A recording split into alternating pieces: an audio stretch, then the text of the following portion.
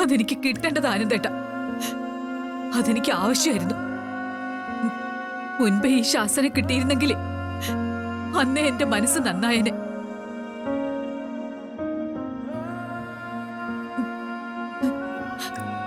ഞാൻ മറ്റുള്ളവരുടെ പ്രേരണ കൊണ്ടും അറിഞ്ഞും ശ്യാമയെ ഒരുപാട് വേദനിപ്പിച്ചിട്ടുണ്ട്. അതിന് ദൈവം തന്ന ശിക്ഷ എനിക്ക്.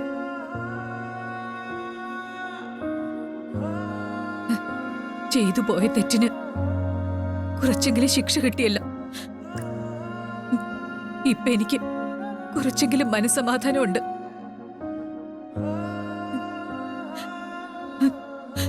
തെറ്റിദ്ധാരണയുടെ പേരില് എന്തെല്ലാം ദ്രോഹങ്ങളാ ഞാൻ ശ്യാമയോട് ചെയ്ത.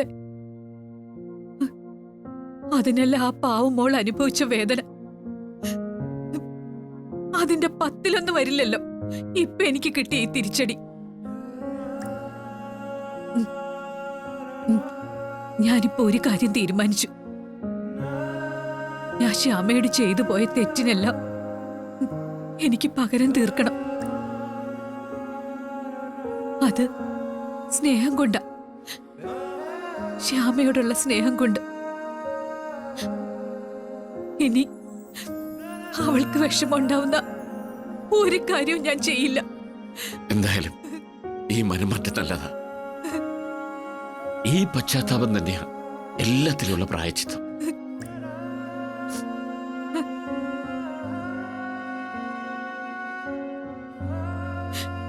ഇനി ശ്യാമയുടെ മനസ്സ് വേദനിക്കാതെ നോക്കേണ്ടത് എന്റെ ചുമതലയാ.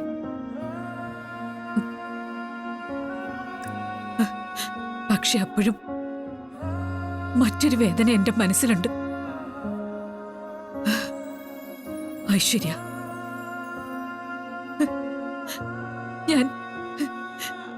ഞാൻ അവളെ സ്വന്തം മോളെ പോലെയാ സ്നേഹിച്ച.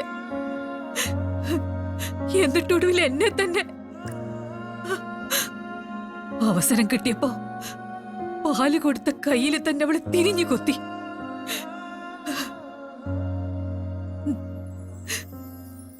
യഥാർത്ഥ സ്നേഹം എന്താണെന്ന് ഞാൻ തിരിച്ചറിയാതെ പോയി.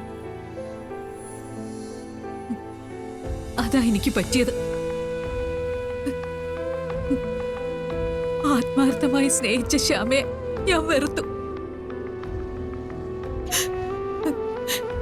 ഐശ്വര്യയുടെ സ്നേഹം സത്യമാണെന്ന് ഞാൻ തെറ്റിദ്ധരിച്ചു പോയി. അതിനെനിക്ക് ശരിക്കും കിട്ടി. ഇപ്പോഴെങ്കിലും വസു സത്യം തിരിച്ചറിഞ്ഞല്ലോ, അത് മതി. ഐശ്വര്യ അരുണിന്റെ ഭാര്യയായിപ്പോയി. ഇല്ലെങ്കിൽ വസുന്ധര ആരാന്ന് ഈ നിമിഷം അവൾ അറിഞ്ഞേനെ. താൻ സമാധാനിക്ക്. ഇനിയിപ്പോ അതേ ചൊല്ലി ഐശ്വര്യയുടെ പ്രശ്നമൊന്നും വേണ്ട. ഒരു കണക്കിന് അവളെ ഇങ്ങനെ വളർത്തിയെടുത്തതിൽ വസുവിനും പങ്കില്ലേ? ഓർത്തു നോക്കി.